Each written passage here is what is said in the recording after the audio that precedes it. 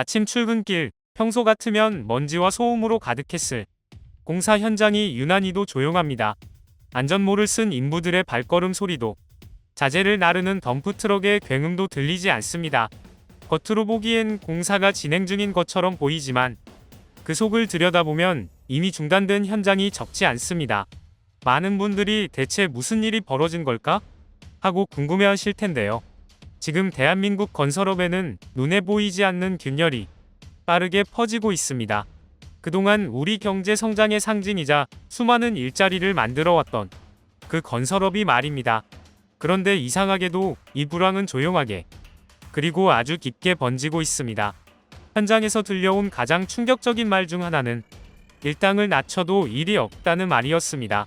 불과 몇 년 전만 해도 건설 현장은 사람이 없어 못한다며 기능공을 모셔가던 시절이 있었는데, 지금은 하루 종일 대기해도 일감이 없다는 하소연이 들려옵니다.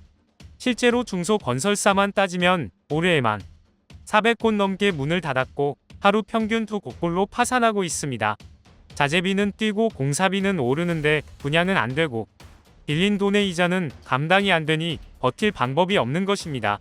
한중견 건설사 관계자는 현장을 따내도 남는 게 없고 못 따내면 회사가 무너진다며 예전 같은 시절은 다시 오기 어려울 것 같다고 말했습니다. 건설업 종사자들은 점점 긴급생활 대출, 카드론 같은 고금리 대출에 기댄 채 하루하루 버티고 있습니다. 건설업 위기의 또 다른 원인은 바로 미분양입니다.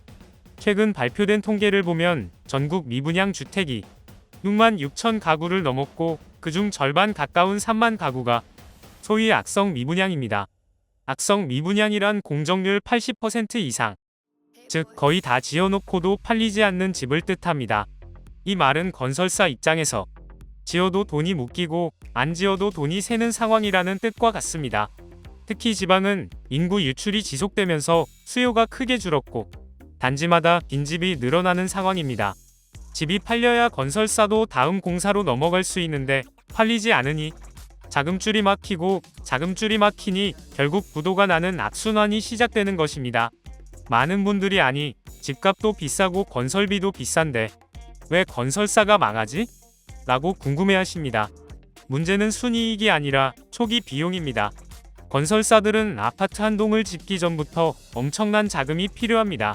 그런데 문제는 그 자금을 금융권에서 빌릴 때 발생합니다. 최근 몇 년간 급격하게 올라간 금리로 인해 이자 부담이 폭등했기 때문입니다.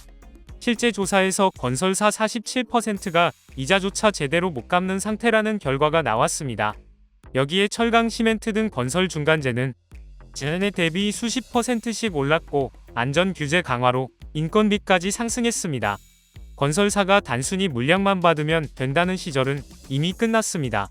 공사를 수주하면 할수록 적자가 커지는 상황이 되었기 때문입니다. 건설업은 대한민국에서 제조업 다음으로 고용 비중이 높은 산업입니다. 그만큼 일자리가 많고 연령대도 다양해 중장년층의 생계 버팀목 역할을 했습니다. 하지만 최근 1년 사이 건설업 취업자는 무려 3,000명 가까이 감소했습니다. 더 심각한 문제는 이 감소세가 앞으로 더 가속화될 가능성이 높아 보인다는 것입니다. 대기업 건설사들은 규모와 자금력을 기반으로 비교적 버티고 있지만 중소건설사는 하나둘씩 문을 닫고 있습니다. 그럼 일거리가 어디로 갈까요? 결국 대기업으로 쏠리게 됩니다. 그러면 남은 건설사들은 더욱 버티기 어려워지고 대기업마저 수익이 떨어지는 수준까지 불황이 깊어지면 그때는 더 큰 위기가 터질 수 있습니다. 지금 건설업에서 벌어지는 일은 단순한 산업 한 분야의 위기가 아닙니다. 건설업은 경제 전반의 고용력과 투자 자재 시장까지 연결돼 있어 흔들리기 시작하면 한국 경제 전체에 파장이 퍼집니다.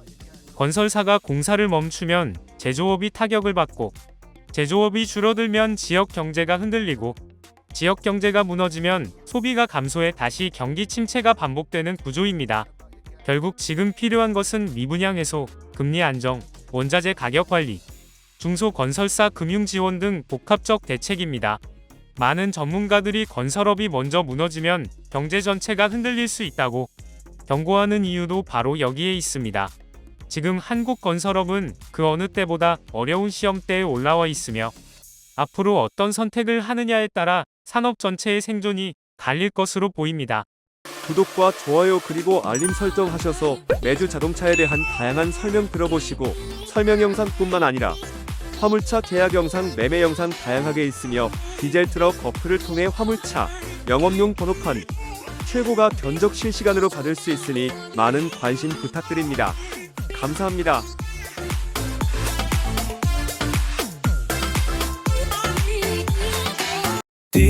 디젤 트럭 중고 트럭은 디젤 트럭 노란 넘버는 디젤 트럭 주소 면허는 디젤 트럭 상담은 디젤 트럭 상담 문의는 1644-9779 상담 문의는